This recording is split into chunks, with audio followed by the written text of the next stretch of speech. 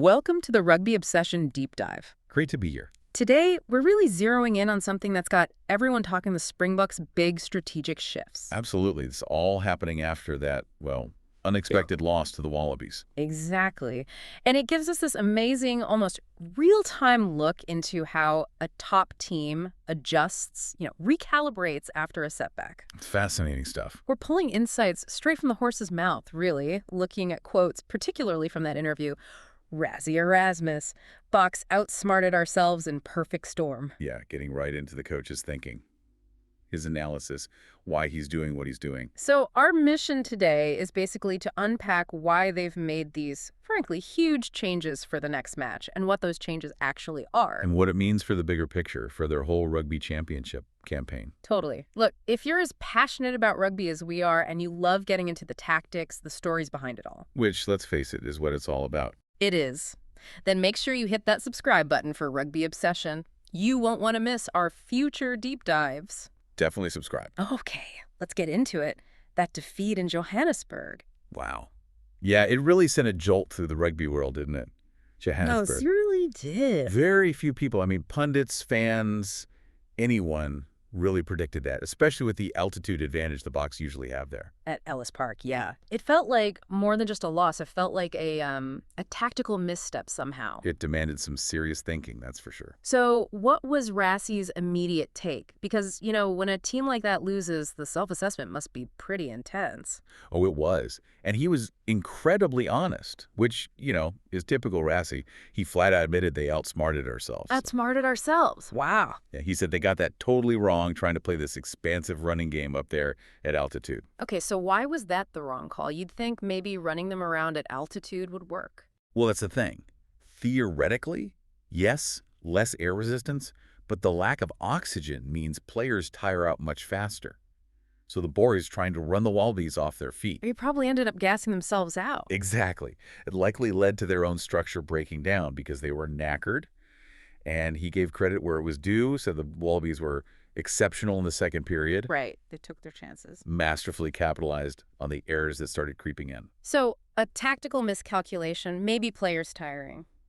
But you mentioned that phrase, perfect storm. Erasmus also talked about injuries, didn't he? That played a part, too. Oh, a huge part. You really can't ignore that context. Yeah. 4 of the 10 changes they made for this week are directly because of injuries from that game. 4 out of 10. Okay. And it got worse because apparently some guys had to stay on the field even though they were hurt. They'd used up all 8 reserves. No way. So you've got injured players stuck out there. Yeah. Imagine that. Bad luck, maybe, but it just added to the chaos. No fresh legs when they desperately needed them in that second half. Man, that's tough. Who are the main guys who got hurt? It was a pretty significant list. You had Kurtley Arendse and Edwin van der Merwe both out. Key wingers? Yeah. Then Peter Steph du Toit got a concussion. Syed Kolisi picked up a knee injury, and Marco van Staden too. That's a lot of talent, sidelined or playing hurt. Definitely adds pressure. Absolutely compounded the challenges. So, okay, Rassie takes the blame for the tactics, but he acknowledges this element of bad luck too. It wasn't just one thing. No, definitely a combination. And I heard that story, maybe you did too, about his mom texting him, "I still love you," after the game. Yeah, I saw that. It just brings it home, doesn't it? The pressure these guys are under, it's not just a game. Not at all. It shows that human side, the personal impact behind all the strategy and the analysis. It really does. That kind of support must mean a lot when you're in the spotlight like that. It shows they're human, navigating all these intense pressures. So, okay, they outsmarted themselves. They had a load of injuries. What's the fix? How are they turning this around for the rematch in Cape Town? Well, it's not just a tweak. It's a proper strategic overhaul, a clear message. How so? He's made, get this, 10 changes to the starting 15. 10. Okay, that's not messing about. That's a statement. It really is. It screams, we're fixing this now. Yeah. And a lot of the talk has been about the bench composition. Ah, yes, the split. What's the deal there? Why is that so important? Right. This is probably the biggest clue to their new, or rather old, approach. They're going back to a 6-2 split. Yeah. 6 forwards, 2 backs. The classic Bok bench. Exactly. And you just can't overstate the significance of that. It's basically saying, okay, forget the fancy stuff. We're ditching the expansive game. And we're coming at you up front. Precisely. Leveraging their traditional Immense strength. It's a return to that core Springbok identity, just sheer, relentless physical dominance. Back to basics, back to power. And Rassie linked this directly to the location change, right? From Joburg altitude to Cape Town sea level. Yep, spot on. He explicitly said at sea level in Cape Town, everyone will have the same amount of oxygen. Levels the playing field endurance-wise. Completely. So they're not trying to run teams ragged anymore.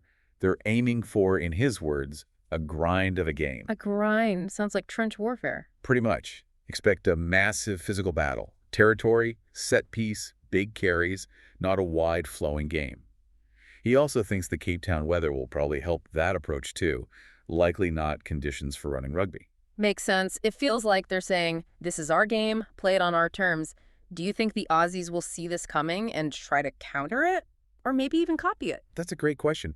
Interestingly, Erasmus actually said he expects Australia might go for a 6-2 split themselves. Really? So both teams anticipating a forward battle? Seems like it. A shared understanding of how this game might play out. It's not just the Boks changing tactics. They're kind of setting the rules of engagement.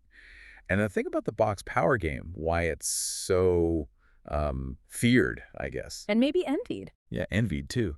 It's how they can keep bringing on these huge, impactful forwards. They've got such depth. It's not just 1 or 2 stars. They cycle through these gargantuan units, as Rassie calls them. Right.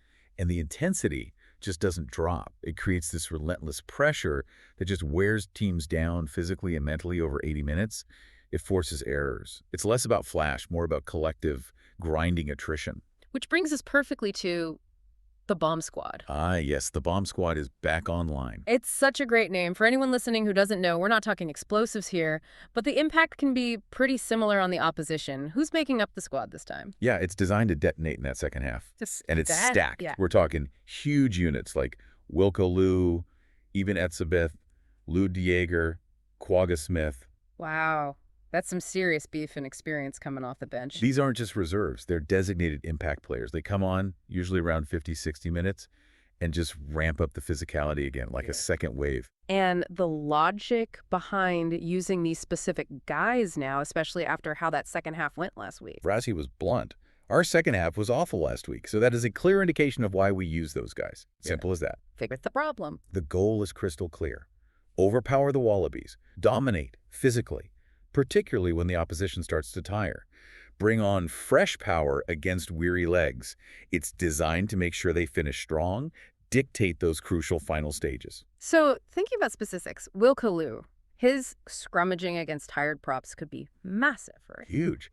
Rassie actually mentioned they're keen to see how Lou goes off the bench in this role, focusing purely on that scrum dominance against fatigued opponents. It could be devastating. And then you've got the experience of Lud, Eben, Quagga. That's about control too, surely. Seeing the game out or chasing it down. Exactly. They bring more than just size. They bring calmness, leadership, tactical smarts under pressure. They can nail down a lead or find a way back into the game. That depth is what lets them play this attritional style so effectively. And let's not forget Willie LaRue. He's not a forward, obviously, but crucial for that balance, isn't he? Deciding when to kick, when to run. Absolutely vital. Yeah. Even in a grind game, Willie gives them that tactical control. Smart kicking, spotting gaps, keeping the opposition guessing. It stops them being just one-dimensional brute force. It really feels like, despite the loss, the mood is quite positive, quite determined. Erasmus's quote really summed it up. It's a pretty settled team. Last week, no excuses. They beat us, but we know what we did wrong, and now we're going to fix it. That's it. That's the mindset. Accountability, learning, moving forward immediately. No blame. Just, okay, this happened. Here's how we fix it. That's the mark of an elite setup. Builds huge trust in the squad. Really does. And speaking of support, just a reminder, if you're enjoying this deep dive, subscribe to Rugby Obsession. We bring you insights like this all the time, getting into the nitty-gritty. Definitely worth doing. Okay, so connecting this all to the bigger picture. What we're seeing is a team learning incredibly fast, acknowledging a mistake, going back to their core identity, that physical strength, and adapting based on who they're playing, where they're playing, even the weather.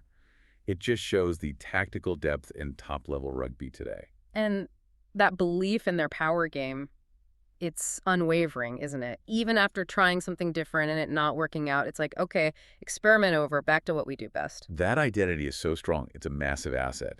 They tried something, maybe it didn't fit that specific situation, but the core strength, that physicality, is always there. And you sense other teams really respect and maybe, like the sources hint, even envy that clear, powerful identity. So, thinking about you, our listener, what does all this mean when you tune in for the next game?